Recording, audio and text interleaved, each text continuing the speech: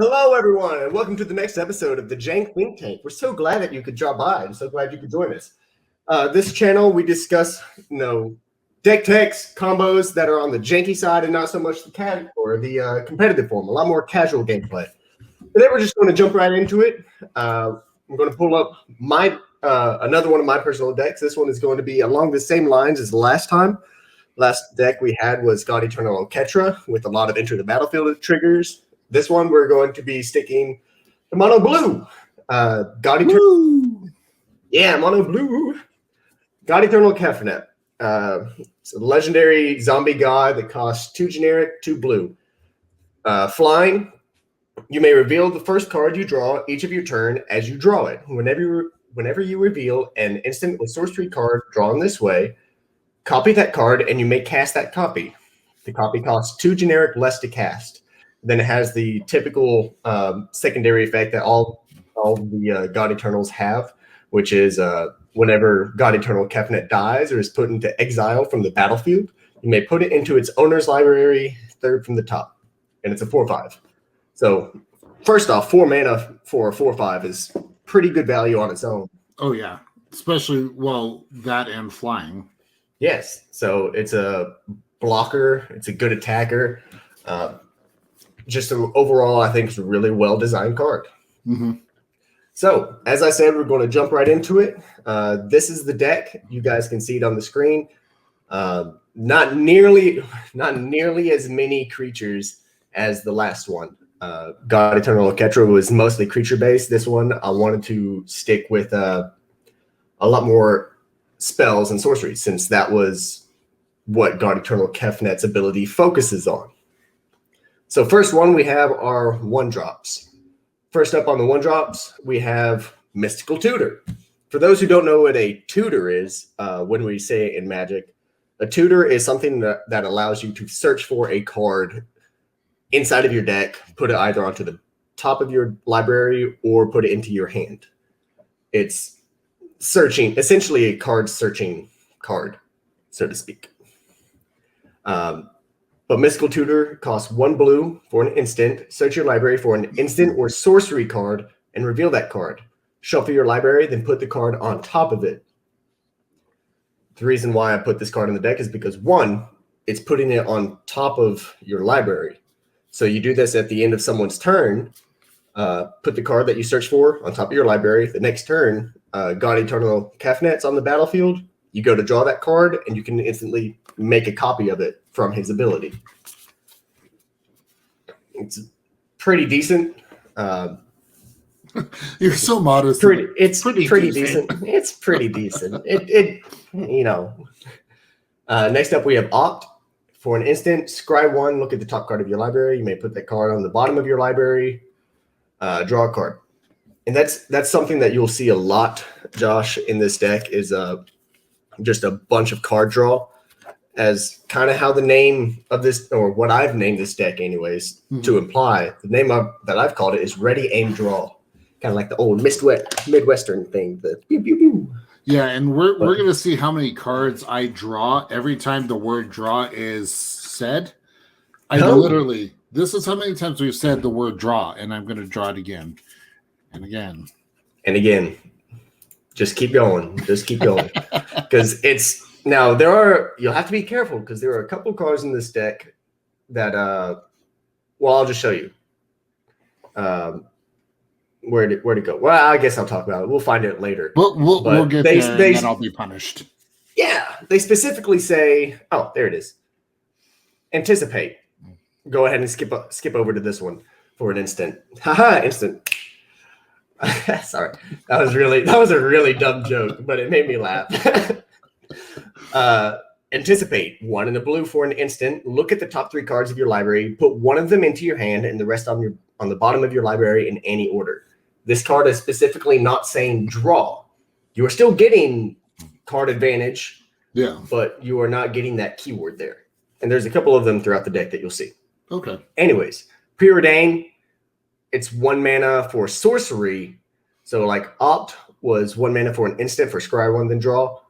Preordain is 1 blue for sorcery that says scry 2, then draw a card. Now, Sensei's Divining Top. Once again, we're going to be manipulating the top of our library. We're going to be drawing a bunch of cards. This deck or this card is ideal for this deck because you want to be able to look at what you're drawing all the time. So you pay 1 blue mana, look at the top 3 cards of your library, then put them back in any order. A lot like the scry mechanic, but instead of putting some on the bottom of your library, you're just rearranging the top 3 cards of your deck. Well, and you can do it at instant speed as well, as long as you have the mana for it. Exactly. End of someone's turn. You manipulate the top card of your library. Upkeep, you put whatever you want on top, draw it, and then if it's an instant or sorcery, copy it with God Eternal Kefnet. I almost say Oketra. God Eternal Kefnet. Then the next reason why this card is so good is that if someone goes to remove it, or they don't like you doing what you're doing with Sensei's Divining Top and they go to exile it, destroy it, whatever, you can instant speed tap it to draw a card and then put Sensei's Divining Top on the top of your library.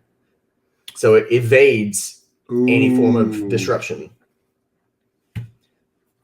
So the only way to really stop that would be if you have split second. Yes. Curse and Grip.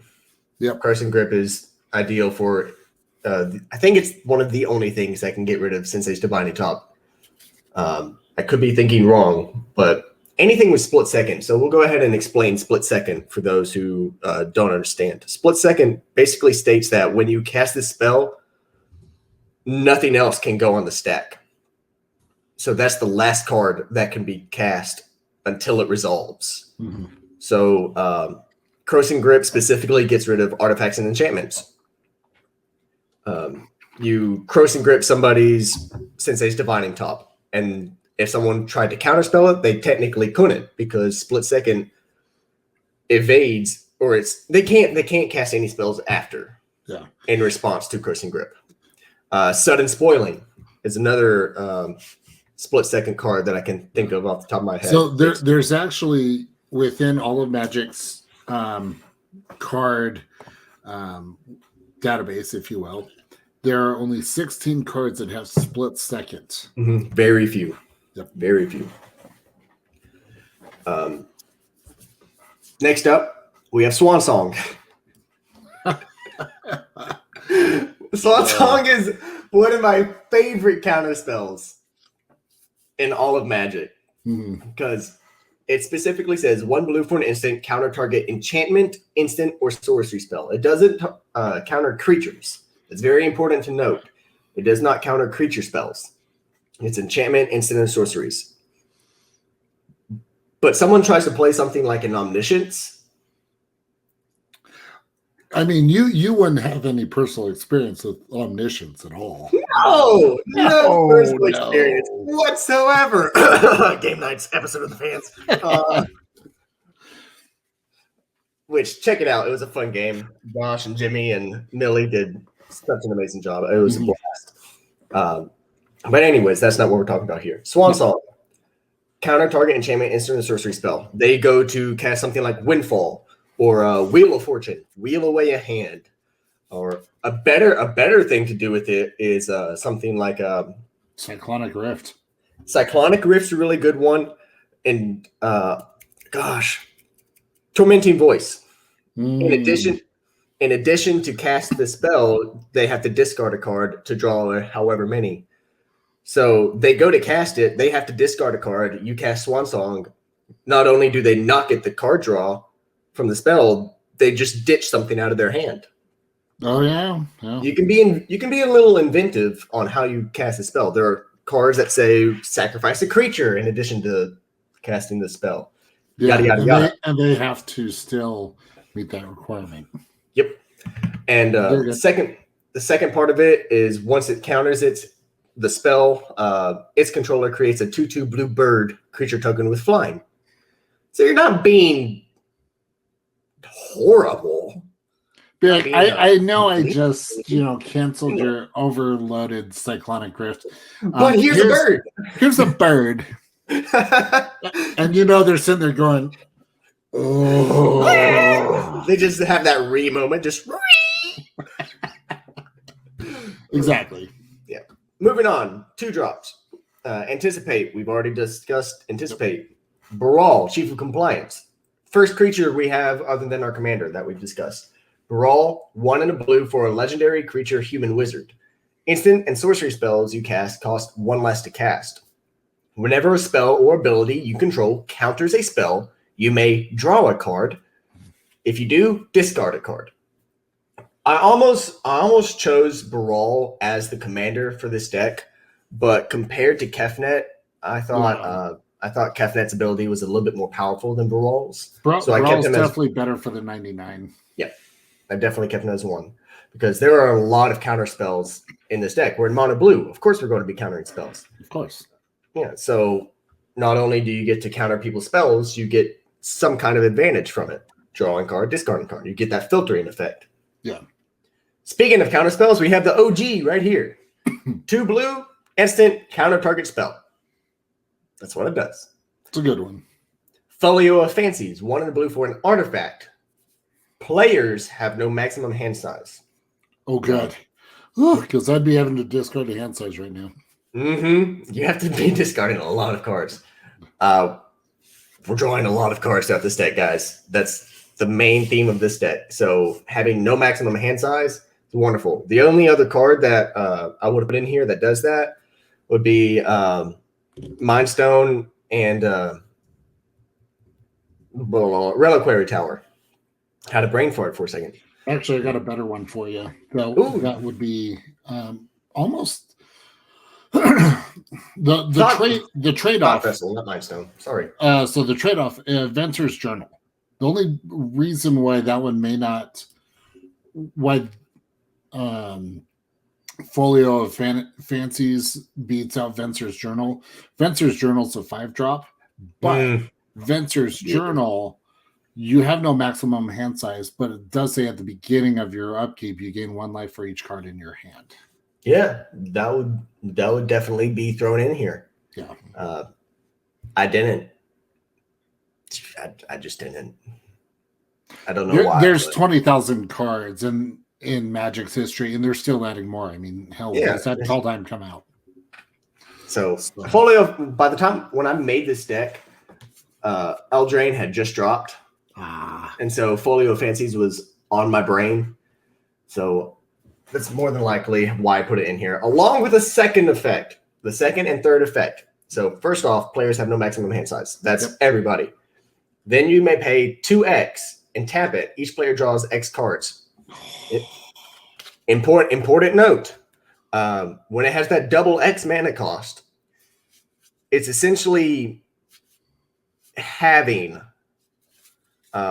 what you are putting into it. So, for example, you may pay double X. For instance, I pay 2 mana.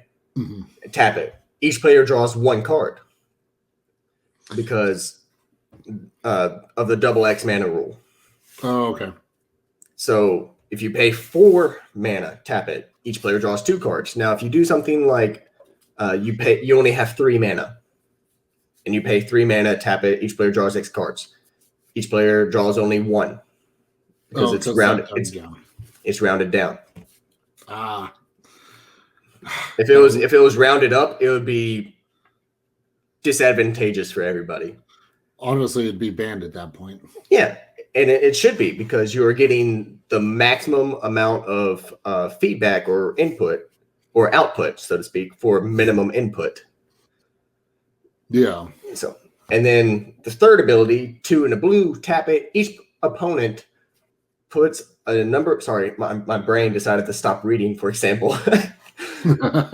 My brain was like, there are words on screen. We don't know what they mean. But anyways, each opponent puts a number of cards equal to the number of cards in their hand from the top of their library into their graveyard. It does not have the keyword, the new specific keyword, but it is essentially milling.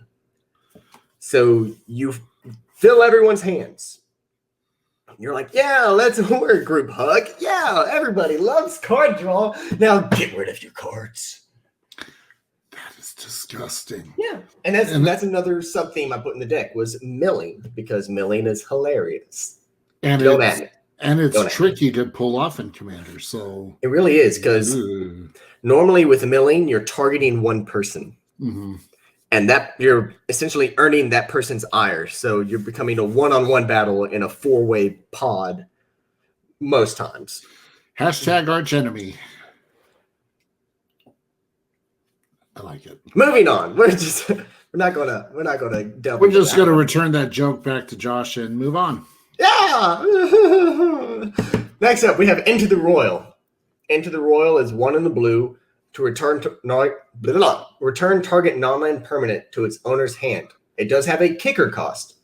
A kicker cost is 1 in the blue, and you may pay an additional 1 in the blue as you cast the spell. So if you only have 2 mana, cast it without its kicker, return target non-land permanent to its owner's hand. But if you do have 4 mana, you pay essentially 2 generic, 2 blue to return target non-land permanent to its owner's hand and draw a card, because it has that specific caveat. If this spell was kicked, draw a card. So on and so forth. If you're short on card draw, but have the mana, so like later in the game, this gives you some card advantage. Mm-hmm. Also, it's just really good because someone swings in with a 10-10 infect. Just say no. Like, the Royal has overcome you. Oh, come on. Infect is not that bad. I agree. I love Infect. There's a reason. There's a specific reason why I chose to run Grafted Exoskeleton in Ruric Thar, because it's disgusting, and I really hope Craig Blanchett is really proud of me for doing that. Unfortunately, right? Yeah, unfortunately, we didn't get to see it in the game, but I just use that as an example. If someone's swinging at you with a Galta, for example, just some big creature or something that you just don't want to come at you, or someone has a combo piece on the battlefield.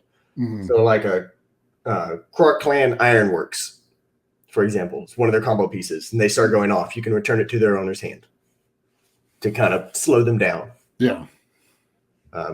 Next up, we have Calming of the Crescent Moon. 2 blue for legendary creature Spirit. At the beginning of each player's draw step, that player draws an additional card. So you get 2 cards of your draw step. Military Intelligence. Whenever you attack with 2 or more creatures, draw a card. But we're not attacking with creatures, you may ask. We'll get there. Calm down. It's fine. Scour all possibilities. 1 in the blue for sorcery. Scry 2, then draw a card. It's essentially the same thing as Preordain, except very importantly, it has that flashback cost. So it has late game value as well. Flashback is a specific mechanic that once you cast the spell the first time and it goes into your graveyard, you can cast that spell again for its flashback cost, which for this card, it is 4 in a blue. So turn 2, scour all possibilities, scry 2, draw a card, put it into your graveyard. Then later on, you cast it for its flashback cost. Mm-hmm. It's good value. Sky Diamond, Mana Rock, Thassa's Intervention. I only run this in the deck because of that counterspell ability. Mm-hmm. More times than not, I'm not casting it for that first one. For those who don't know, Thassa's Intervention, X blue, instant, choose 1. Look at the top X cards of your library. Put up to 2 of them into your hand and the rest on the bottom of your library in a random order. Notice how I did not say draw. And there you go. Then the second ability is counter target spell unless its controller pays twice X. So you can cast it for 1 in blue. And unless a player pays 2 mana, their spell is going to be countered. Or you pay 2 into X, they have to pay 4 into having their spell not be countered. And so on and so forth until it just gets exponentially a large amount that they can't. And so normally you want to wait until they've tapped down their mana to use this counter spell, or in instances like that, because if they have open mana and you pay 1 into it, they're like, yeah, I'll pay 2. And it kind of goes kaput. Yeah. All right. We're going to skip up the next one for a second. Think Twice. For all of you Kingdom Hearts fans out there, all of you, as soon as I see this card or hear this card, I automatically think of Utada Hikaru's song, the Don't Think Twice. Don't think twice. Don't think twice. It's a beautiful song. I love it. Love this card. It's better than Scour All Possibilities. Mm. Because Scour All Possibilities has the same CMC. It's just that this one is an instant, whereas this one's a sorcery. This one's an instant. Draw a card. You don't get to scry, but it has a lesser flashback cost. Yeah. In my opinion, that's better because you get the late game value at lesser cost. Yeah. My personal opinion. Nope.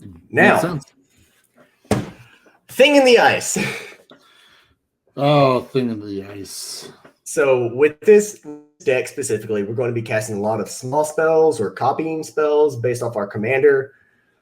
And so hopefully you can get the counters on it down within one turn, usually. But Thing in the Ice states it's 1 and a blue for a creature horror specifically. It's a horror.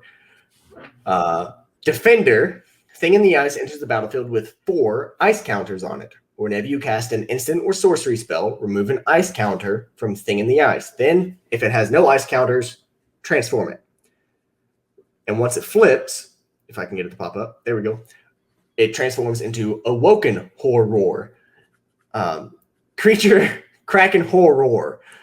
When this creature transforms into Awoken Horror, return all non-horror creatures to their owner's hands. I have to be very specific about how I say that one word. Otherwise, it can be misspelled or immature and just laugh their butts off. I do it all the time. Yeah, because we don't enunciate horror, and it just sounds horror. Shut your whore mouth. Wait, what? That's not what I said. No, that's a solid card. Actually, a really good big creature as a 2-drop. Mm-hmm. All you have to do is cast 4 instant or sorcery spells, and like I said, you can usually do it in one turn. Yeah. If you have the means to do it. If you can't, you can't. Cast a preordain one turn. Take 1 ice counter off. Yeah. At the end of someone's turn, cast an opt. Take another ice counter off. So on and so forth. That's the best way to do it. Is at the end of someone's turn, right before you, cast your spells, cast your instants, get all of those ice counters off, transform it into an Awoken Horror the next turn. And it won't have summoning sickness. It won't have summoning sickness. And you basically have a free board unless someone else is playing Horror Tribal or something. Because it's essentially a board wipe. Yeah. You're returning all non-horror creatures to their owner's hands. So I almost feel like that would be a better mid to late game. Yeah, definitely. It wouldn't be very useful like turn 3 because most people are not going to have a board state on turn 3 in Commander. Unless you're playing competitive. But we're not playing competitive now, are we? No, this is casual. Very casual. Like sweatpants and t-shirt casual. That's the only way I play. Very much. I agree. Moving on to our 3 drops. First up is Back to Basics. I hate this card. I hate it.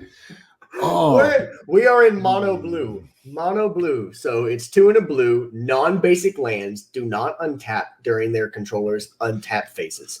So the only thing you should have is islands. Mm-hmm. So you're playing against a 5-color commander. They're going to have multiple dual lands or lands that tap for other things. But if they can't untap, they're useless. Essentially, it will lock out a game. Mm-hmm. It's super jank. It's jank. I love it. I have a very much a love-hate relationship with this card. I made the mistake and I played it, and I even had a bunch of non-basic lands because I didn't. I missed the detail that it also, if you play this is going to impact you as well. Very much so. Back to basics. I love it. You love to play it, hate to play against it. Yeah, it is. very much so. Next up, we have Chasm Skulker. 2 and a blue. Whenever you draw a card, put a +1/+1 chasm counter on Chasm Skulker. In case you haven't been able to tell, we've been drawing a bunch of... How many cards have you drawn so far, Josh? Let's see. We got 1, 2, 3. Do do do do do do do do do do do do. 30 cards. I am halfway to a full standard deck. And there you go. That's why Chasm Skulker is in the deck. Because it gets big really quickly. And then if someone destroys it, they terminate it. They do something other than exile. If they exile it, it goes kaput. You get no effect. But it specifically says, when Chasm Skulker dies, create X 1/1 blue squid creature tokens with Island Walk, where X is the number of +1/+1 counters on Chasm Skulker. So if that died right now, you would get 30, 1/1 blue squids. Yes. Unfortunately, they don't have haste. Yeah, but they're great blocking fodder. Great blocking fodder. Or if for some reason you do get a turn with them and attack with them, it has Island Walk. All 30 of them have Island Walk. Beautiful. Island Walk specifically says they cannot be blocked as long as a defending player controls an island. And so a lot of people play blue. If anybody has an island, they can't block any of those 1/1s. So later in the game, someone's low on life, you swing in with 30 1/1s, it's more than likely going to be lethal. Mm-hmm. It's decent. It's pretty decent. It's fine. The name of this card is the only reason. Like, this spell could do absolutely nothing. It could essentially be like, here's a 1/1 token, and I would still run this card specifically for the name of it. You did. The fact that it's a counter spell just makes me so joyful. So joyful. Someone goes to cast Crater Hoof Behemoth. You go, what's the magic word? Huh? What do you mean? You didn't say please.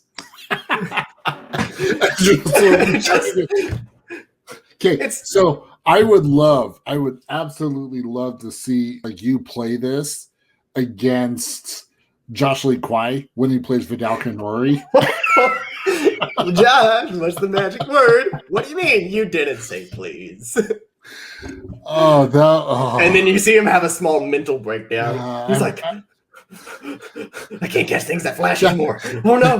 The cutscene would be like, come on, man. That's my card. I mean, come on. Yeah, his cutscene would just be him sitting and be like, really? Really? This one time?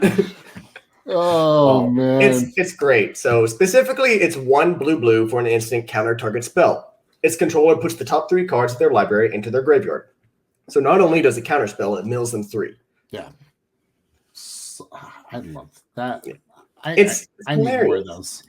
Exactly. That's the whole reason I run it, is for the joke. And if you are not committed to a joke, then I don't know what's wrong with you. Because it adds extra flavor to it. Flavor. Yeah. Very zesty. Mm-hmm. Next up, we have Divination. 2 blue, sorcery. Draw 2 cards. That's all it does. Draw 2 cards. Imprison in the Moon. It's not a instant or sorcery. It's an enchantment aura. But it's an amazing one because let's use the Crater Hoof Behemoth thing again. Mm-hmm. Well, Crater Hoof Behemoth isn't really a good example because more than likely you want instant speed removal for Crater Hoof. They have a Ralzeric. On the battlefield, and they're about to storm off. Mm-hmm. All they have to do is wait until their next turn. You cast Imprison in the Moon. 2 and a blue. Enchantment aura. Enchant creature, land, or planeswalker. Enchanted permanent is a colorless land with add generic to your mana pool and loses all other card types and abilities. So their Ralzeric is now a land. It's funny. Their Ugin the Spirit Dragon is a land. Their, as shown on the artwork, their Emrakul, it's a land. play that on any commander, and then when you go to bounce all creatures back to someone's hand, well, this doesn't bounce because it's a land. Yep. That's specifically the what's the one that came out in Commander Legends? Oh no, it doesn't. It does. Sorry, it wouldn't work anyways because it specifically says that doesn't target commanders. So it says it's a board wipe that says return all creatures to their owner's hand except commander creatures, I believe. So it wouldn't work. Sorry, and I could be remembering it wrong, but that's essentially what it does. Yeah, it's a good card. It's a removal spell for any pesky cards that they have. Labman, we're going to skip this for now. Yes, and we'll come back to it. Mystical Dispute, 2 and a blue, instant. This spell costs 2 less to cast if it targets a blue spell. So if Omniscience, if someone goes to cast an Omniscience, it now only costs 1 blue instead of 2 and a blue. Counter target spell unless its controller pays 3. If they're tapping out for an Omniscience, they're more than likely not going to have 3 mana. Yeah. So, Naiad of the Hitting Codes, 2 and a blue. As long as it's not your turn, spells you cast cost 1 less to cast. So, it lessens the converted mana cost of your spells during other players' turns. Counter spells. Such a good common. It is. All those counter spells, like Mystical Dispute, let's say someone goes to cast a Critter Hoof Behemoth on their turn. Instead of it being 2 and a blue, it now costs 1 and a blue with Naiad of the Hitting Codes. Yep. It's great. Secrets of the Golden City. 1 blue sorcery. Draw 2 cards. Then if you have the City's Blessing, draw 3 cards instead. And the way you get the City's Blessing is if you control 10 or more permanents. It's so easy to do in this. In Commander, it's really easy to hit because 10 lands, 9 lands, 1 artifact, 5 creatures, 5 lands. It just says 10 permanents. And then you have the City's Blessing for the rest of the game. Mm-hmm. Not just that specific moment, for the rest of the game. So if you cast it while you have 10 permanents, someone board wipes and you only have 5 permanents now, you still have the City's Blessing. Yep. Emblems cannot be removed, kind of like poison counters. Yep. Teferi's Tutelage. When Teferi's Tutelage enters the battlefield, draw a card, then discard a card. Now, remember when I said we had a mill sub-theme? This is why. I love this card. Whenever you draw a card, target opponent mills 2 cards. So all those card draw spells that we saw earlier, for every single one of them, their opponents are milling 2 cards. And it's singular instances, too. So if you have a card that says draw 3 cards, or you cast Divination while Teferi's Tutelage is on the battlefield. Fun fact, in case anybody does any kind of response to anything, each one of those card draws is an instant. So Wheel of Fortune, Windfall effects. You draw 1 card, they mill 2. Draw your second card, they mill 2. Draw your third card. Now, they can react during the middle of those card draws to the triggered effects. So, like, after the third one, they're like, yeah, I don't like that anymore. Corrosive Grip it. Yeah. They can do that, and it would stop the effects. What's a really fun combo with that card, since you've got Kami of the Crescent Moon, if you were to play Teferi's Puzzle Box? See, this is a casual deck, Josh. Sorry. I'm still stuck on my salty stuff. We are doing Jank combos now. Teferi's Puzzle Box and this card, as seen here, as we'll edit later. Maybe not. I don't know. Maybe I'm just being stupid. We'll let the audio guy take care of that. Yeah.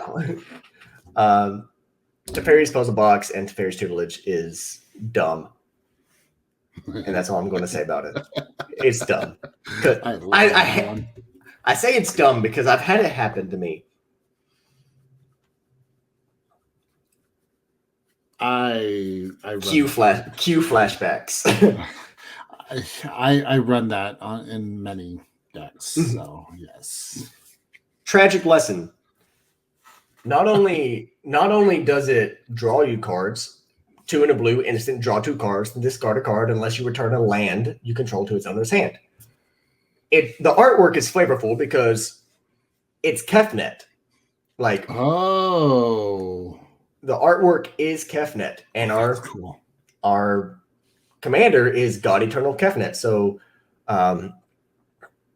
the original Amonkhet god named Kefnet, the god of whatever, he dies due to Bolus's little tomfoolery, and then Bolus then resurrects him, so to speak, as God Eternal Kefnet. Yeah, that was Kefnet the Mindful, right? Mindful, yes. I couldn't remember the exact name of it, but yes. But that's essentially what happens in the story. Mm-hmm. Though Kefnet's followers feverishly searched his last words for some final riddle, they found only the gurgles of a dying god. It's the flavor text on it. I love that. Pretty great.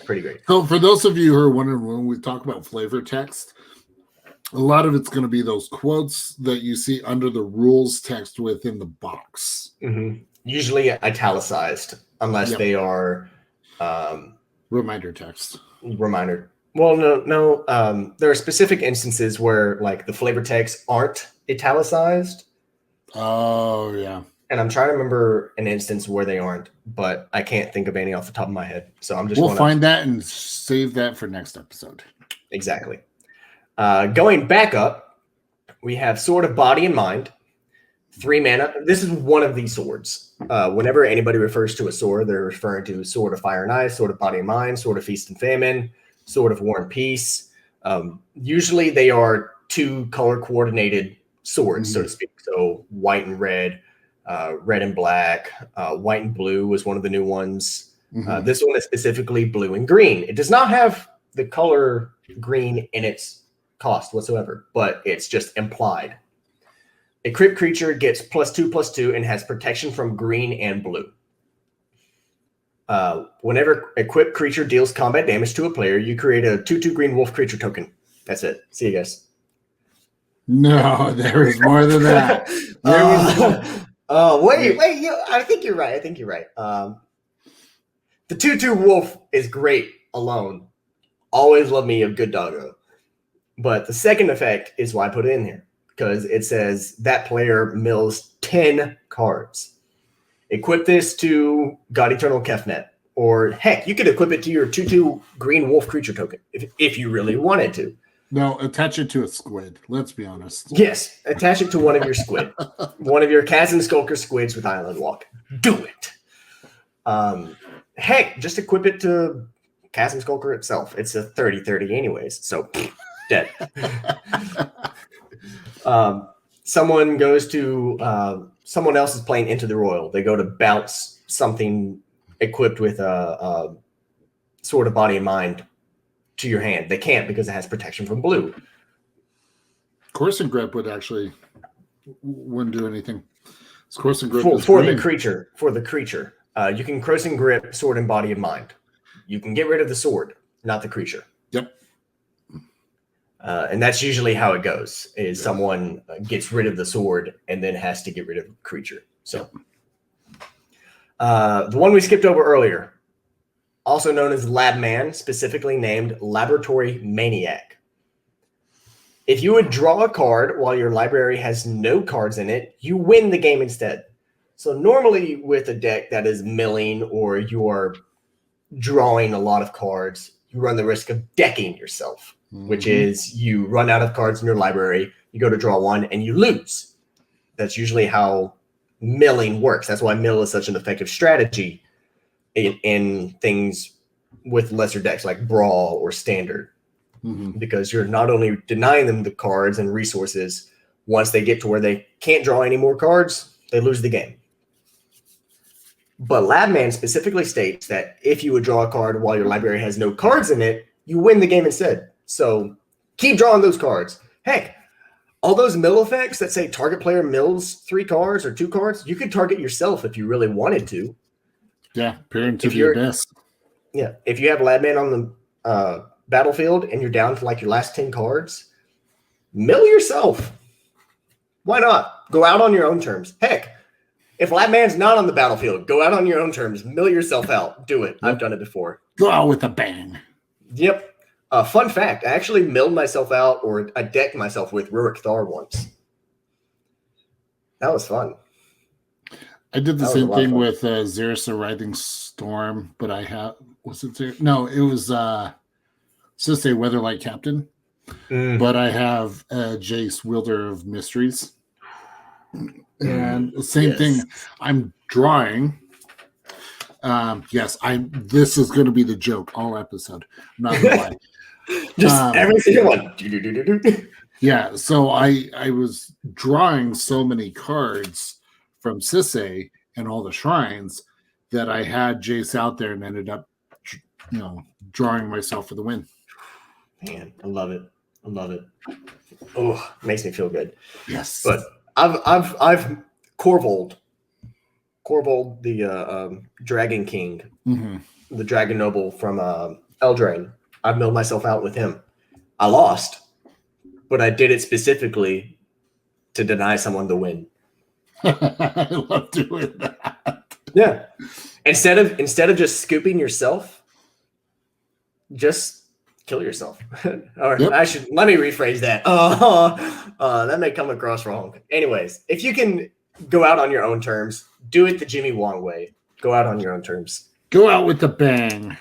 Exactly. That may not be the right way. Moving on. Moving on. 4 drops. 2 blue for Archaeomancer. Archaeomancer enters the battlefield. Return target instant or sorcery card from your graveyard to your hand. So any of those cards that you've cast earlier, you want to get another value off of, you can with Archaeomancer. Heck, think twice. Yep. Cast Think Twice. Archaeomancer, return Think Twice to your hand. Cast it again. Later on, you can cast it for its flashback. Value. Bond of Insight, 3 in blue. Each player puts the top 4 cards of their library into their graveyard. Return up to 2 instant or sorcery cards from your graveyard to your hand. Exile Bond of Insight. This was a War of the Spark card. Once again, it's card recursion, card value. Yep. Bone to Ash, 2 blue, counter target creature spell, draw a card. Chemist's Insight, 3 blue, draw 2 cards, Jumpstart.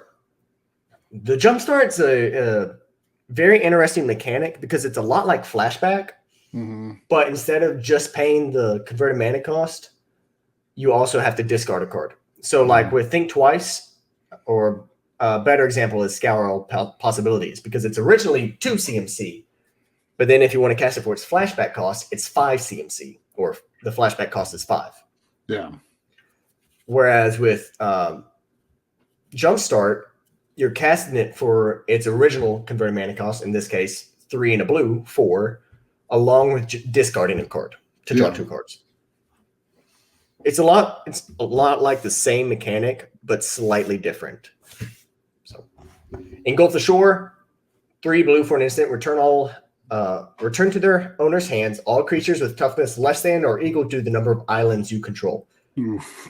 Mono blue. You have 6 islands. Play this card. Return all creatures with toughness 6 or less to their owner's hands. It's pretty decent. Yeah. Also, I love the artwork on it because you can see the little kraken, or I say little kraken, the Goliath kraken in the background underneath the waves. It's really cool artwork. So whoever did this artwork did a wonderful job on it. And I can't read the name of it right here, but they did great. Kamina's Awakening, 2 blue, also with the Ascend mechanic. At the beginning of your upkeep, each player draws a card. Then if you have the City's Blessing, only you draw a card. So it's a lot like Kami of the Crescent Moon, but only for you, or Howling Mine, but only for you. Yeah. Just additional card draw. Learn from the past. I put Learn from the past in here because more than likely, if someone sees you about to deck yourself with Labman on the battlefield, they're going to try to get rid of Labman. Learn from the past is an insurance policy, as everything from learning from the past should be at real life. But 3 blue for an instant, target player shuffles his or her graveyard into his or her library. Then you draw a card. Trigger Josh. I have such a hand right now. You have such a thick deck. I do. I really do. Ugh, gross. But anyways, it's you're taking your graveyard, put it into your library, starting over. Memory Drain. 2 blue, counter target spell, scry 2. So card advantage on a counter spell. Murmuring Mystic. So remember earlier when we had this military intelligence up, and I was like, we're not attacking with creatures. We're getting there. Murmuring Mystic is one of those. Whenever you cast an instant or sorcery spell, create a 1/1 blue bird illusion creature token with flying. So all of those spells that you're casting, all those spells you've copied and are casting, you get a 1/1 blue bird. They're birdies. Also I don't want to say it was War of the Spark. I want to say it was a Ravnica Allegiance card that this was originally printed. Yeah, that one was Ravnica Allegiance. Really good. I saw it played several times in my usual play group. It's very good. Yeah. Nyx Lotus, 4 mana for a legendary artifact, enters the battlefield tapped, and then tap it, choose a color, add an amount of mana of that color equal to your devotion to that color. I believe we discussed devotion on our last episode. Yes, we did. So it's essentially the same thing, but this time you're going to be choosing red and tapping it. I mean, blue and tapping it. Blue. Perilous Vault, 4 mana for an artifact. You can pay 5 mana, tap it, exile Perilous Vault, exile all non-land permanents. Oof. So it's a board wipe.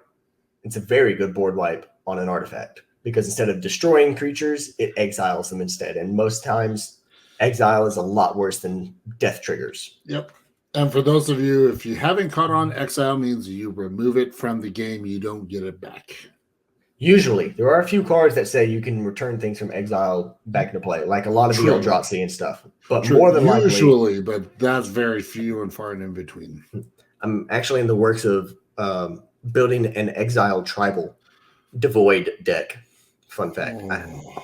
I haven't figured out all the details yet, but I do have like 90% of it done. Wait. We're talking fun and casual here. That No, we're talking casual. Not necessarily fun, but casual. Then I could contest it. Teferi's Plus Box with Teferi's tutelage is fun. Okay. I'll let you keep your wrong opinion and I'll keep mine. Moving on. Next up, Primal Amulet. This is one of those cards that if you see get played in a mono blue deck, blue red decks, any kind of spellslinger deck, as an opponent, you want to get rid of as fast as possible. Mm-hmm. Instant and sorcery spells you cast cost 1 less to cast. Whenever you cast an instant or sorcery spell, put a charge counter on Primal Amulet. Then if there are 4 more charge counters on it, you may remove those counters and transform it to create Itlamok. No, I'm just kidding. Primal Wellspring. Primal Wellspring says, tap it, add 1 mana of any color to your mana pool. When that mana is spent to cast an instant or sorcery spell, copy that spell, and you may choose new targets for the copy. I just realized that's got to go in a deck I'm working on. It also works well with your commander, because your commander, let's say you reveal... what's a good one? Spell Twine. Yeah. Up here, 6 CMCs. You reveal Spell Twine from the top of your library. You draw it. You cast it the first time for 6 CMC. Mm-hmm. You then cast the copy as 4 CMC. Sorry, I had to do math real quick. 4 CMC, but you use Primal Amulet or Primal Wellspring as your mana source for the copy. You are then copying the copy from Primal Wellspring. So you're essentially getting 3 copies with Spell Twine. Now, you could just use Primal Amulet for the original copy as well. You could. It's the same thing. But you're essentially getting 3 copies of Spell Twine, which we'll get to Spell Twine in a minute to see why I specifically chose that card. Heck, you could use it for Treasure Cruise if you really want to. Moving on, Reign of Revelation. 3 blue, draw 3 cards, then discard a card. Sentinel Tower. 4 for an artifact. Whenever an instant or sorcery spell is cast during your turn, Sentinel Tower deals damage to any target equal to 1 plus the number of instant or sorcery spells cast before that spell this turn. It basically is a storm card. So storm count, the storm count is 1, storm count is 2, storm count is 3, yada, yada, yada, so on and so forth. And you don't even have to be the one that's casting spells. You have this on the battlefield and you're playing against another Spellslinger deck that's casting multiple spells during your turn because they wanted to do all this stuff before their turn. For each one they cast, it's dealing 1 damage. And the next one they cast, it's dealing 2 damage. And the next one they cast, they're dealing 3 damages. And it stacks up for each spell. Yeah. So all the copies that you may be casting during your turn of spells that you're casting, each one stacks with a Sentinel Tower. So you're dealing 1 damage here, 2 damage here, 3 damage here, 4 damage here. And it just adds up. Statute of Denial, 2 blue, counter target spell. If you control a blue creature, which you should because we're in mono blue, draw a card, then discard a card. Yeah, if you don't have, you're playing that wrong. If you're like, wait, that didn't. What? What do you mean I don't control a blue creature? All I have are these 2/2 green wolves. Actually, that is a very viable very valid scenario. That is. It is. I just happened to think of it off the top of my head. So forget my judgment there. Forget what I just said. Please ignore me. Next up. So you know how we had the Murmuring Mystic for each spell we cast? We create a 1/1 blue. Here's a better version of it. Same CMC, Tolerant Sky Summoner, 2 blue. Whenever you cast an instant or sorcery spell, create a 2/2 blue Drake creature token with flying. So Murmuring Mystic is a 1/5 that creates 1/1 blue bird illusions. Tolerant is a 2/2 that creates 2/2 blue drakes. So it's the same thing. Rinse and repeat. Cameo's Epiphany. Scry 4, then draw 2 cards for 3 and a blue sorcery. Teferi's Ageless Insight. Also works extremely well with Teferi's Tutelage. Yep. Fun fact. If you would draw a card except the first one you draw in each of your draw steps, draw 2 cards instead. So you cast Opt. Scry 1, draw a card. You're now scrying 1, drawing 2 cards. And if you have Teferi's Tutelage on the battlefield, they're milling 4 cards. So on and so forth. And you're just drawing cards. Ready, aim, draw. Let's go. If you're playing against this deck and you see Teferi's Ageless Insight, you need to get rid of that fast. Heck, Teferi's Ageless Insight with Kami of the Crescent Moon. Mm-hmm. You draw your first card. It's 1. You draw your second card. It's 2. Yep. Because it says except the first one you draw on each of your draw steps. Yep. So there you go. Turn into a pumpkin. 3 and a blue. Return target non-land permanent to its owner's hand. Draw a card. If at least 3 blue mana was spent to cast the spell, create a food token. Yay! Food token. Yeah, you're eating pumpkins. That's what it is. That's a marvelous pumpkin pie there you have. How on earth did you create such a tasty delicacy? Oh, well, you know your cousin? Yeah, he's the pie now. What? Nani? Yeah, I turned him into a pie. Turned him into a pumpkin pie. No, that is a black spell. That is a different spell. What? No. It obviously says it right here. Bacon to a pie. You're right. You are right. If at least, yeah. Food tokens are artifacts that state you can pay 2, sacrifice it, you gain 3 life. So essentially, you're eating food. You're regaining health. Nom. Delicioso. Moving on to 5 drops. Cavalier of Gales is our first one. 2 blue. For flying elemental knight, 5/5. When Cavalier of Gales enters the battlefield, draw 3 cards, then put 2 cards from your hand on top of your library in any order. When it dies, shuffle it into its owner's library, then scry 2. It's card draw. Docent of Perfection. So, once again, every single time you cast an instant or sorcery spell, put a 1/1 blue human wizard, specifically human wizard creature token onto the battlefield. Then, if you control 3 more wizards, transform Docent of Perfection. First off, terrifying artwork. That's gross. Gives me the heebie-jeebies. Mm-hmm. Secondly, where is it? Yep. Murmuring Mystic, Human Wizard. Tolerant, Merfolk Wizard. So even if you get one activation with Docent of Perfection, if you have the other 2 out, you're going to transform Docent of Perfection. And its flip form is Final Iteration. Wizards you control get +2/+1 and have flying. So all of your wizards have +2/+1 and have flying. Then it's the same effect. Whenever you cast an instant or sorcery spell, put a 1/1 human wizard creature token onto the battlefield. It's a good card. It's wonderful and nasty. And the card below it does almost the exact same thing. Metallurgic Summonings. Whenever you cast an instant or sorcery spell, create an XX colorless construct artifact creature token where X is that spell's converted mana cost.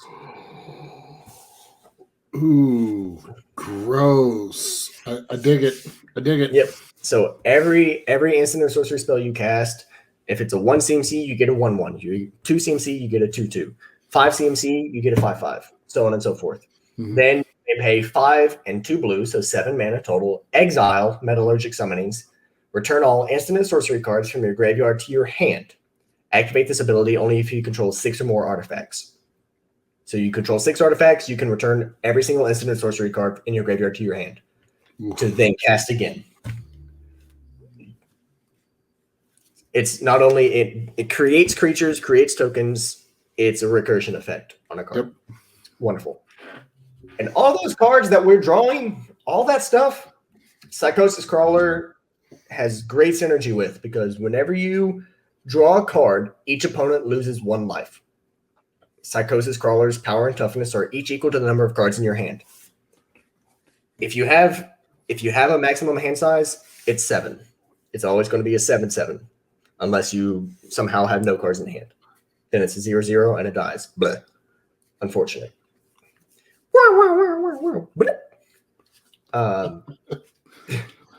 But if you have Folio of Fancies on the battlefield, you have no maximum hand size, so it can go up even higher for each card you are drawing, each single one. And for each card you draw, opponent loses 1 life. Each opponent loses 1 life. Next up, time reversal. So that means that would be a 65-65 right now with all the cards that I've drawn. Actually, now 66-66. Oh my god, so many cards, so many cards. Next up, we have time reversal. Yep.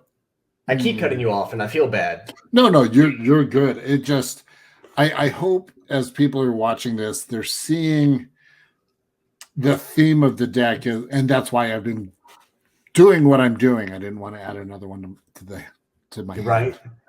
Just take that stack, set it down, start a new one. That would be the rest of my draw pile. It'll be fine. You said it, draw a card. Ha. You just got him. All right. Time reversal. It's an extra turn, or sorry, not an extra turn spell. Blah. Each player shuffles his or her hand and graveyard into his or her library, then draws 7 cards. Once again, what's the term I use? Insurance policy. Thank you. I was thinking iteration policy, and I was like, that's not right. That's not right at all. Insurance policy. So graveyard is full, library is nearly empty. Restack it. Start over. Unexplained Vision. 4 generic blue. Draw 3 cards. If at least 3 blue mana was spent to cast a spell, you get to scry 3. Also from Eldraine. I love the artwork because it shows Rowan and Kenrith. Or Rowan and Will Kenrith. Yep. Voracious Great Shark. I love it. Yep. Not only is it a 5/4 with flash, when it enters the battlefield, counter target artifact or creature spell. It's a counter spell on the creature. It's wonderful. It's wonderful. It's wonderful. Be like, wonderful. I'm going to, Matthew cast Ruric Thar. In response, I'm going to tap 3 blue, and flash out Voracious Great Shark. No. Yeah, it's a negatory. Unfortunate. It's happened. I'm not going to say it hasn't happened because somebody mythic snaked my Ruric Thar once, and that one felt worse. Yeah. Because it's not even like a good creature. It just don't get me started. Anyways, 6 drops. Let's go on to there. Flood of Tears is our first one. 4. This is ironic. Let's not go there. It's too hard. Well, let's talk about Flood of Tears, shall we? Yeah, we're not going to talk about our sad, painful flashbacks, and we're talking about the flood of tears that come from them. That's what's going on. Return all non-land permanents to their owner's hands. If you return 4 more non-token permanents you control this way, you may put a permanent card from your hand onto the battlefield. So, any permanent, land, creature, enchantment, artifact, permanent. Well, this is... okay. Yeah. So if you should get a land card that may have been in your hand prior to that. Mm-hmm. Okay. Yeah, because you can't return your lands to your hand. Yep. Unfortunately. If you could, Simic Lands Matter would be a thing. Ew. As soon as I said that, my gears started turning. I was like, how would that work? Ooh, that's cool. Maybe I should focus on this. And no, I already have like 6 decks that I'm working on that I need to focus on because I don't finish them. I always start them, get about 90% done. I'm like, I'll come back to that. What about this new idea? I've got 4 decks that are in that holding pattern. But Karn's Temporal Sundering. Yes. Mm-hmm. Yeah. 4 blue, legendary sorcery. Now, very specific legendary sorcery. So the way this works is that you cannot cast this spell unless you control a legendary permanent or legendary creature or planeswalker. So if you have a legendary land, it doesn't work. But hopefully you have your commander out. That is a legendary creature. Baral, Chief of Compliance, legendary creature. Tolerant, Sky Summoner, legendary creature. So hopefully you can cast a spell. But basically, target player takes an extra turn after this one. Return up to target non-land permanent to its owner's hand. Exile Karn's Temporal Sundering. The reason I chose this extra turn spell was specifically for that part. Exile Karn's Temporal Sundering. So you can't recur it. And you can't just combo off, and it doesn't take your deck into a singular form of wanting to take extra turns. Yeah, and do all that kind of stuff. Nobody likes that anyway. Yeah, nobody likes sitting at a commander pod and watching this dude take 3 hours for his 30 turns that he's taking. Most people are going to be like, "Hey, did you win the game? Yeah, I think I win the game. Okay, scoop," and they start over. Yep. Most times, that's what happens whenever I play Sharum the Hegemon. Because I specifically tutor out Time Sieve, the one where it says sacrifice 5 artifacts, take an extra turn after this one, and Thought Assembly. Every time I play that deck, that's what I'm going for. So, yeah, that's mean. It is. It's an infinite turns combo. Now, I did have one time where I was playing against my other friend, and he was like, "You win?" And I was like, "Yeah, I win. I have infinite turns. Prove it." And so I had to sit there, and the only thing I could attack with was a 1/1 flyer. Mm-hmm. And so I was like, taking an extra turn, drawing a card. Okay, I can't do anything. Attack with a 1/1. Do the Thopter Assembly Time Sieve thing. Draw a card, attack with a 1/1. And I think it took like 30 turns of me doing that, and I had to sit there and go through every single one of them until I brought him to 0 life to prove that I had infinite turns. And it was painful. And it was painful for me. It was painful for him. So I try not to do extra turns deck. Even my Narset deck isn't even an extra turns deck. It's a Narset Voltron. Yeah. Because nobody likes the extra turns deck, especially in a casual play group. No. You don't like where the win con is boring the table to death. Right. That's no fun. Mm-mm. In this deck, our win con is either milling creatures or Labman. The Psychosis Crawler is also a win con. Or just swinging with all of your horde of wizards. Tokens, yeah, wizards or squid or whatever. Whatever you have. Magus of the Mind is our next up. Magus of the Mind, 4 blue. Blue, sacrifice Magus of the Mind. Shuffle your library, then exile the top X cards, where X is 1 plus the number of spells you cast this turn.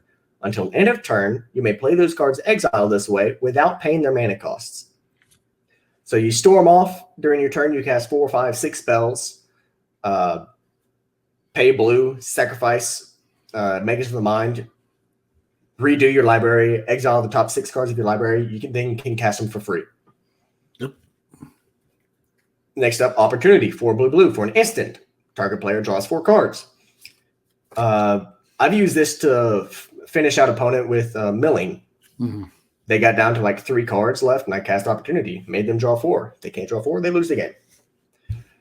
All right, so just like with Metallurgic Summonings, Murmuring Mystic, all those, Shark Typhoon. It's Sharknado! It's Sharknado on the card. It's great. 5 blue enchantment. Whenever you cast a non-creature spell, create an XX blue shark creature token with flying, where X of that spell is converted mana cost. This one I really like specifically because it has that cycling effect on it as well. Yep. You have all of the others on the battlefield. You don't need Shark Typhoon. You need to draw cards. You can cycle it away. And whenever you do cycle it, you get to create an XX blue shark creature token with flying for however much you paid into X during the cycle. Mm-hmm. Spell Twine, what we discussed earlier. Yep. 5 in a blue sorcery, exile target instant or sorcery card from your graveyard and target instant or sorcery card from an opponent's graveyard. Copy those cards, cast the copies of Fable without paying their mana costs. Copy this card. Copy this card every time. Steal everybody's instant and sorceries in their graveyard. Do it. I've used this to cast Lavalanche like 3 times in the game from an opponent's graveyard. Mm-hmm.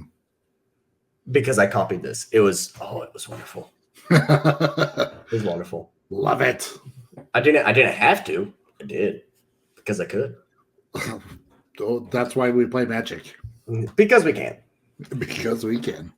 Torrential Gearhulk, 4 blue artifact creature construct with flash. Do it at the end of somebody's turn, right before your turn, during someone's end step. When it enters the battlefield, you may cast target instant card from your graveyard, target instant card, not sorcery, target instant card from your graveyard without paying its mana cost. If that card would be put into your graveyard this way or this turn, exile it instead. So you need to draw 4 cards, and Opportunity is in your graveyard. Flash out Torrential Gearhulk, draw 4 cards. You have a counter spell in your graveyard, but you don't have one in your hand. And someone's casting that Craterhoof Behemoth. Torrential Gearhulk, get that counter spell targeting their Craterhoof Behemoth. Mm-hmm. Whatever. 7 drops. Kior Best of Sea God. So this is a Saga, 5 blue. The way sagas work is that whenever you cast it for the first time, you get the first effect indicated by the 1, 2, 3 as it goes down the card. The first effect on this is creating 8/8 blue Kraken creature token with hexproof.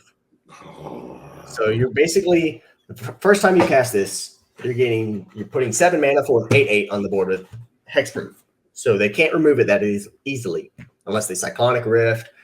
They do a board wide generic. Stuff like that. Great attacker, great blocker. I love this card.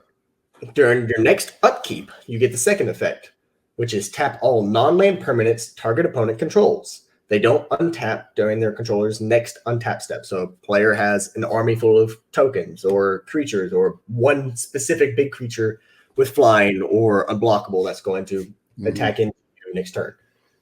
This gives you a little bit of time to prevent that. Heck, if they're going to attack you with a 20/20 creature next turn or an Emrakul next turn or something, you tap them down, wait until your next upkeep. If they haven't gotten rid of that, you can gain control of it. Because it's third effect. Like a 54/54 Blight Widow with Hydra's Growth attached to it. Yeah. By the way, yes, I've done that. And it's something ridiculously stupid. You can gain control of it. Heck, even let's say someone doesn't have anything on the battlefield. You have your Saga.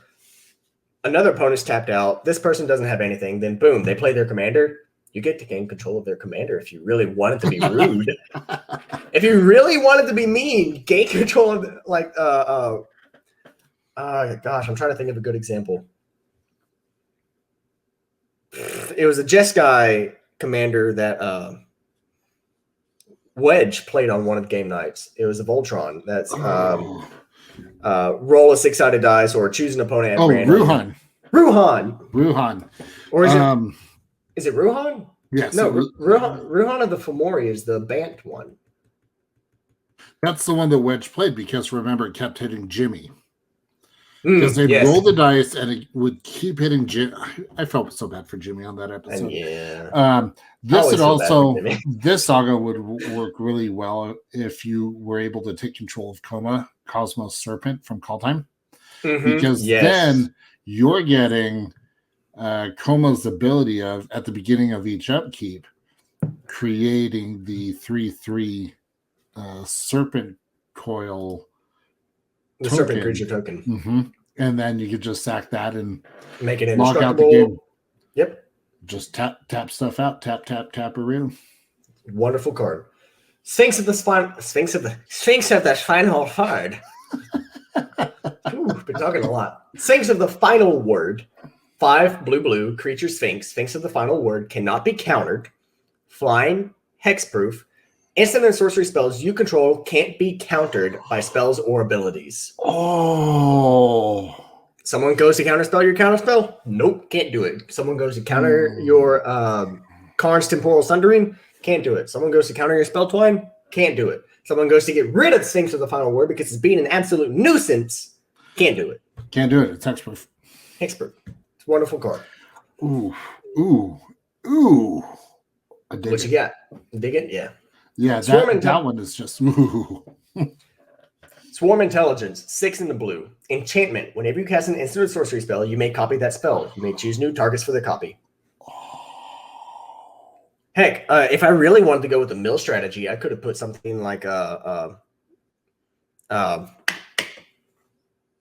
gosh, mind blank on the card's name.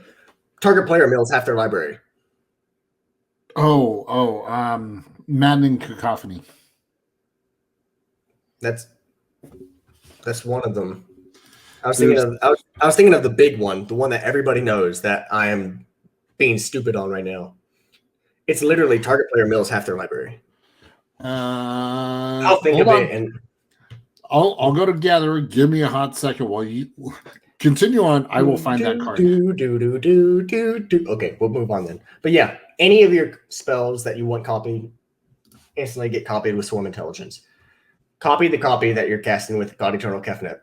Copy the copy that you're casting with Primal Amulet or Primal Wellspring. Copy spells. Do it, please. Traumatize. There we go. Jeez, man, you feel like I'd be traumatized by that spell by how many times it's been played against me.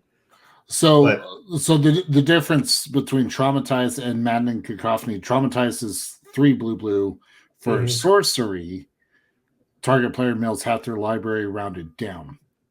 Yes. Now Maddening Cacophony, and why that one came to mind. So it's 1 in a blue. Each opponent mills 8 cards, but it also has the kicker cost 3 in a blue.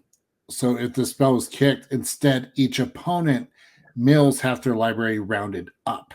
So the difference between Traumatize and Maddening Cacophony, Traumatize will do just a target player. Maddening Cacophony does all of your opponents.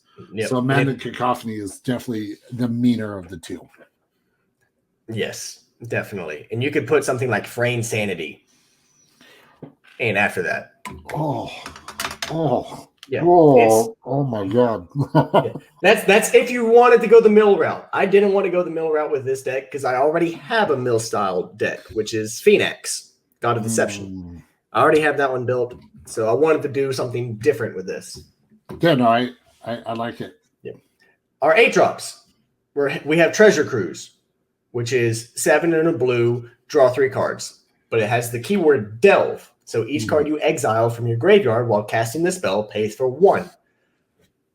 if you have a graveyard stacked full of stuff that you don't need, very rarely you're going to pay 8 mana to draw 3 cards. Get rid of the cards you're not going to use. Although, if you've milled yourself or gotten rid of stuff that you don't need, let's say, that's just a good example in itself. If you have 8 cards that you don't need in your graveyard, get rid of 7 of them, pay 1 blue, draw 3 cards. It's a wonderful card. Copy it. Please copy Treasure Cruise. Oh my gosh, yeah. If you were to do that with Swarm Intelligence and you only need to pay it once, then you're So you have Swarm Intelligence, God Eternal Kefnet on the battlefield. The first card you reveal at the beginning of your turn is Treasure Cruise. You can then cast a copy of that spell for 2 less. So the first copy, you delve, pay for 1. That 1 blue, you're using Primal Amulet or Primal Wellspring, so it gets copied. Cast it, Swarm Intelligence, get copies again. God Eternal Kefnet, you cast a copy, trigger Swarm Intelligence, cast it, you... A lot of card draw, and if you have Teferi's Tutelage on the battlefield... Mill to death. Just mill. Mill them out. Do it, please. Mill. All right. Next up, we have Tidespout Tyrant. 8 mana, 5 blue. Flying for 5/5. Whenever you cast a spell, return target permanent to its owner's hand. Permanent. Ooh, land.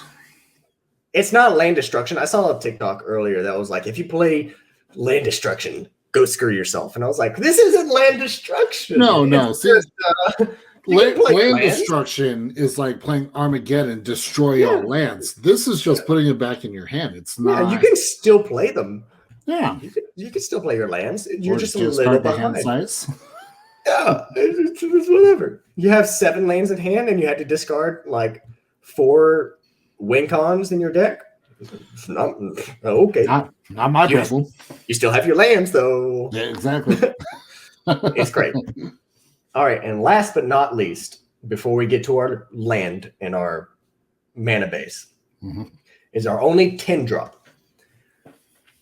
Jank Ataxius Core Augur. For 8 blue, legendary creature, Praetor, however you want to pronounce it. Praetor. Has flash. At the beginning of your end step, draw 7 cards. That alone is enough to make it an instant inclusion in this deck. But if that's all it did, it would be a little unbalanced because 10 mana to draw 7 cards at the beginning of your end step would be pretty sketch, sus. But the second ability is why it costs 10 mana. Each opponent's maximum hand size is reduced by 7. Ooh, so then they're top decking every single turn. And if they are drawing lands after lands after lands, they're just playing a land, passing. Ooh. Until they hit a removal spell or something to try to get rid of it. And even then, you have counter spells out the wazoo with this deck. And it's a 5/4. I mean, it's pretty big butt on them. Yeah. Which, fun fact, actually made an entire Dungeons and Dragons campaign built the world entirely, and Jank Ataxius is the big bad guy. I approve. I've spun it in a way to where it works really well. It also somehow combined. This is a whole different tangent for another time, something that I may actually delve into at some point, explaining all this. But I took the lore from Dark Souls and combined it with the Phyrexians. Ooh. And the way I have it built, it sounds like it shouldn't work, but it does. It does. And it's good. It's good. I also put in essences from Mass Effect in there. But that's the deck. That's it.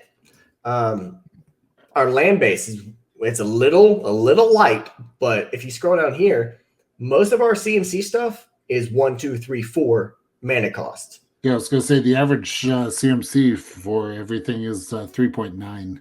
Yeah, all of our stuff is relatively low, so that's why I decided to go a little bit light on the land drops.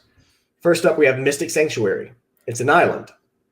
When it enters the battlefield, it enters the battlefield tapped unless you control 3 or more other islands. When it enters the battlefield untapped, you may put target instant or sorcery card from your graveyard on top of your library. It's a recursion on a land, which is wonderful. Yep. Lonely Sandbar. You have 10 islands on the battlefield. You don't need a land drop. You can cycle this one away to draw a card. Trigger, all the stuff. Yep. Emergent Zone. Emergent Zone is wonderful because you can pay 1 generic, tap it, and sacrifice it, and you can cast spells as though they had flash. Mm-hmm. So yeah, you're downing yourself 1 land, essentially 2 mana, because you're having to either tap an artifact or another land to activate it and then sacrificing that. But if you really need to get something out that's a sorcery or a creature, Emergent Zone is wonderful for that. And then 28 islands, because we are in mono blue and there is no need for other lands. Nope, definitely not. But that's the deck. I like it. So, quick question. Quick answer. Why not add Finale of Revelation? 2 + 2 = 4. Oh wait, sorry. I said quick answer. I didn't say it was going to be right answer or not. Okay, fine. Because I mean that one's saying, for X blue, draw X cards. If X is 10 or more, instead shuffle your graveyard into your library, draw X cards, untap 5 lands. But the kicker is, and then you have no maximum hand size for the rest of the game. Sorry, you cut out there for a second. Oh, so the last part. So yeah, you get to shuffle your library back in, or your graveyard back into your library. You untap your lands, but then you have no maximum hand size. What's the price tag on it? First off, first and foremost, I am somewhat of a budget builder. And the other fact is, I do not own a single copy. This is one I do have. Actually, so Finale of Revelation, it's not that bad. It's only looking on TCG Player, the lowest for mint, you're looking about $2.69. Okay, that's not as bad as I remember it being. I think when it first came out, it almost hit like $9. Yeah, so it has gone down. I think part of the fact that it's a sorcery, not instant. Yeah. Cuts into that. Emergent Zone. Casting energy speed. Do it. Yeah. Yeah. So, but that way, then you're able to not only have that insurance policy, but then you're guaranteed to have the no maximum hand size. Right. I think, the main reason I don't have it in the deck is because I do not actually own a single copy. Which that makes sense, but for those watching, if you happen to have a copy, throw it in. Why not? Throw it in.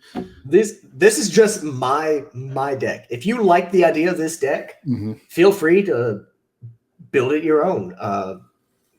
Build your own version of it. Build an exact copy of it. Copy the deck. I don't. No, it's a wonderful deck and a lot of fun, and one of those ones that, especially if you could get other people drawing other cards, they're going to actually. It's funny. I just drew. Same vampire. Yep, and then typhoid rats as well. Hey, love those rats. Oh yes, rat tribal is the way to go. If anyone disagrees with me, fight me. You'll lose to infect. Don't at me. I think, and I just lost my train of thought. Oh man, with card draw, that's what it was. If you're making others at the table draw extra cards, they're going to be like, "Oh, this is great! I'm getting more and more stuff," and then it kind of creeps up on them like, "Oh crap, this is not good. I don't." Stop making me draw cards. No. Exactly. I have an entire modern deck built around that. See, the only modern deck I've attempted at building was Cheerios. Was Artifact Affinity. Oh, okay. Zero drops Cheerios. Just it's the only one I've attempted building. Yeah. Because it's the only one that it's the only style that I've liked.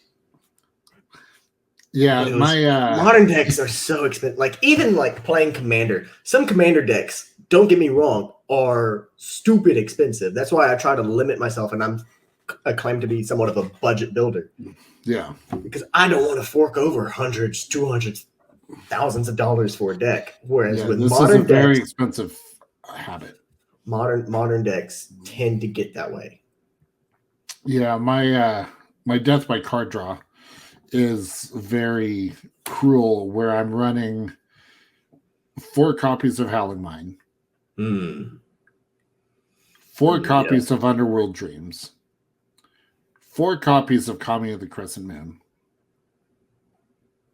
So you're drawing a whole lot. Drawing a buttload. Metric butt ton. And then add two Teferi's Puzzle Box in. At that point, that's it. Wham, bam, thank you, ma'am, you're done.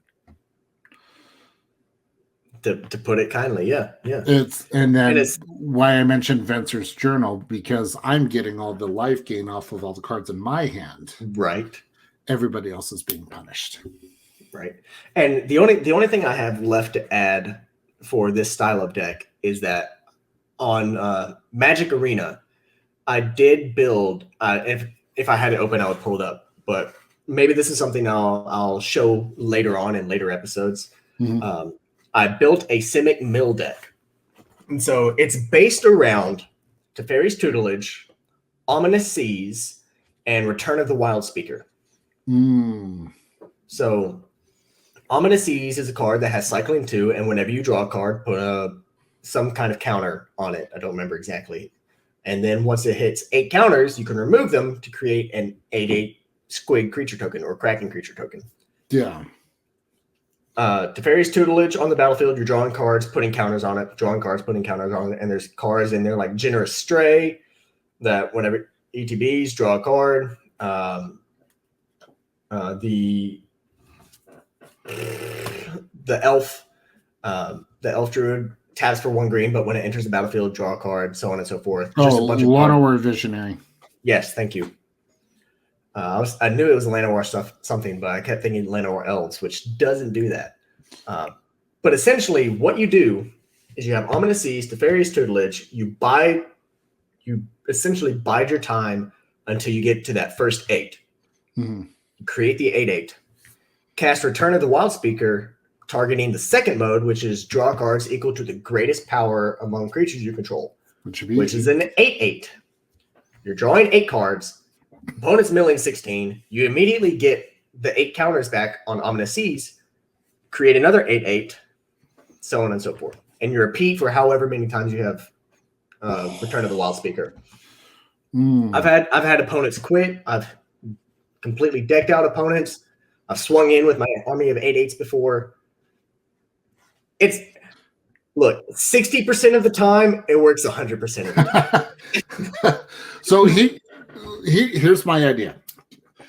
I think for a future episode, we should actually play Arena, and we can share the gameplay video, and you and we will take our mill decks against each other. I'm all for it. Let's make this happen. Let's do it. Going down, old man. Sorry, I had to do the Markiplier. No, you just called me old, and I don't even qualify to be on the Old Timers comic book show. Oh, damn. Oh my gosh, I just saw your ring. Sorry, I just saw your ring. Yes, my Red Lantern ring. I absolutely love the Red Lantern core. Mm-hmm. I want it. I want it so bad. The only 2 rings I have, which I kind of keep right here, is one, my raid ring, my Destiny 2 raid ring, which I hard earned that one. And I'm so proud of it. This was a crowning achievement for me. Finally be able to get my first raid ring. And then my Captain America So I've got Red Lantern. I've got my Batman Justice League ring. Oh, I don't care about the rest of them. It's just the red. And then I've got Reverse Flash, and then my replica Super Bowl rings are around here somewhere. I feel you. But we're finishing up Magic here. Yeah, we're finishing up Magic here. We're getting distracted as always. We get talking about stuff. That's how we do it here. You know. But thank you all for joining. Hopefully we've helped enlighten you guys about some fun combos, or if you want to try this deck out, you can find it on my Tapped Out, tappedout.net. Name is Nightlight95. Go check it out. I've got several other decks on there. Links in the bio below, or it'll be in the description. In the description. Check it out. Check out some of my other decks. I've got some exciting ones coming up within the next month or so, especially March 28th. Specifically March 28th, because that's when a specific movie is released.